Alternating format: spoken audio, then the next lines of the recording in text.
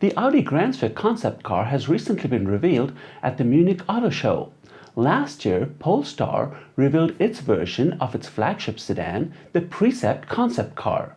In this video, I'll compare the versions and ideas from each manufacturer, and we'll identify the trends shaping the future of EV flagships. The Audi Grand Sphere concept was revealed a few weeks ago at the Munich Auto Show, and as I watched the reveal, it reminded me a lot of the Polestar Precept. These two cars have much in common. They are both concepts for a flagship sedans. In a world that loves SUVs and crossovers, it's always nice to see visions for a sedan. There aren't too many flagship EV sedans. The Mercedes EQS, Lucid Air, Porsche Taycan, and Tesla Model S come to mind. Neither Audi nor Polestar have revealed their visions for a flagship until the Grand Sphere and the Precept. Both sedan exteriors are driven by aerodynamics. They sit low to the ground and both have a fastback profile, recalling a GT vehicle. They have all-glass roofs and muscular haunches. In a combustion vehicle, the grille signature has often been a way of easily identifying the car manufacturer. Audi holds on to this even in its EVs. The single-frame grille is dominant and is lit from above. Polestar has moved away from the paradigm of an identifiable grille and refers to it as a shift from breathing to seeing. The center zone is packed with sensors for the ADAS systems. For Polestar, their signature becomes the lights. Starting with parent company Volvo's Thor's Hammer light signature, Polestar transforms it by splitting it down the middle and separating it into two lights. Audi also is looking to establish a distinct light signature, but theirs is a little bit more abstracted. It's developed from a portion of the Audi logo where two rings overlap each other. Both cars use flush glass seams to improve aerodynamics. Polestar has flush door handles, but if you look closely, the Audi has no door handles at all. That's because the car automatically opens the doors when it recognizes the driver approaching. And not only will it open the doors for you, it will actually come pick you up so you don't need to come to the parked vehicle. Both cars open the doors in the most impressive way possible, as coach doors. Coach doors won't make it into the production vehicles, but they are used by the manufacturers to convey the spaciousness of the interiors of these cars. Electric drivetrains have a skateboard-type platform, and this has given designers the opportunity to push the cabins far into the front and far into the back of the car. Both Audi and Polestar take full advantage of this opportunity. For Polestar, the focus is on sustainability. Materials used in the cabin are made from recycled PET bottles and a flax material that is backlit.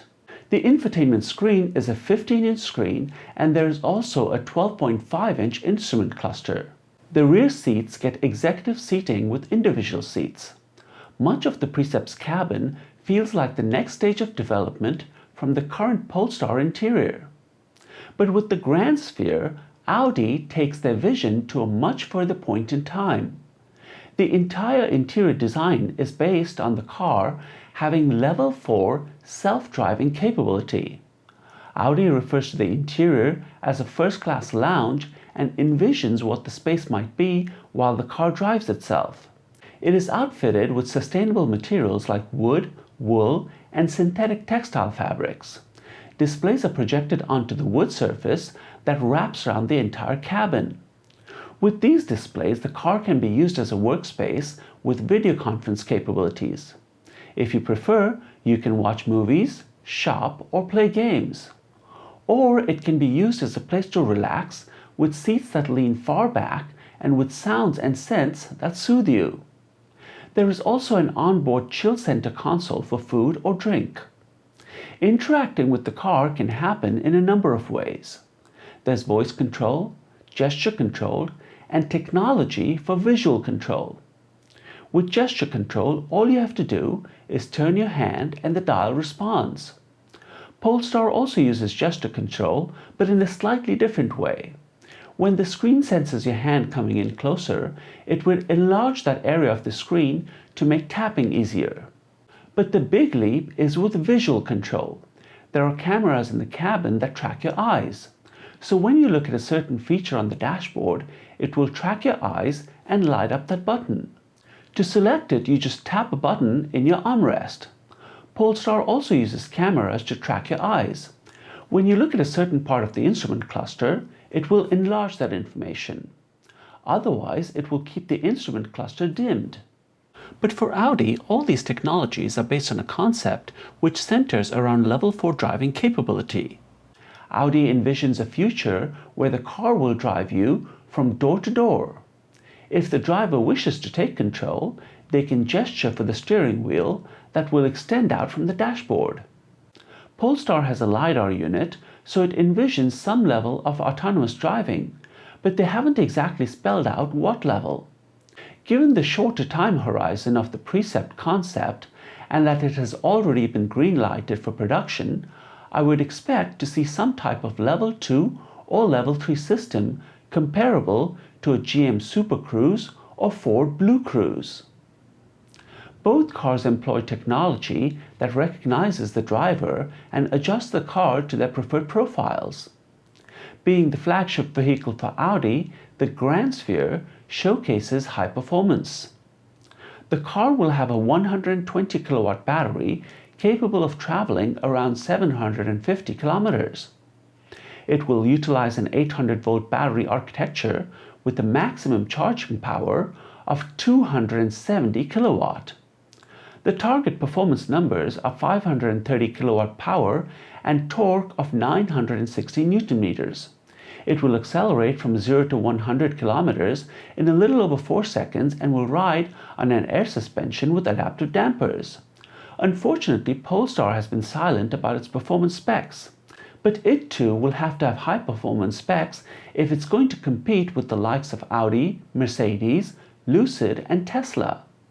The Polestar Precept has already been green-lighted as a production vehicle. The core of the Grand Sphere's vision is centered around Level 4 autonomous driving, which doesn't appear to be on the horizon anytime soon. So it will be interesting to see how Audi incorporates these ideas into a flagship production sedan. There are plenty of ideas that will translate through, so I'm looking forward to seeing how they're developed for a production vehicle. Neither of these concepts is for sale, but if you could, which one would you buy? The Audi Grand Sphere or the Polestar Precept? Let me know in the comments below.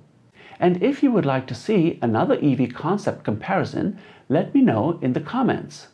Please give the video a like, share your comments below, and subscribe to the Driver Download.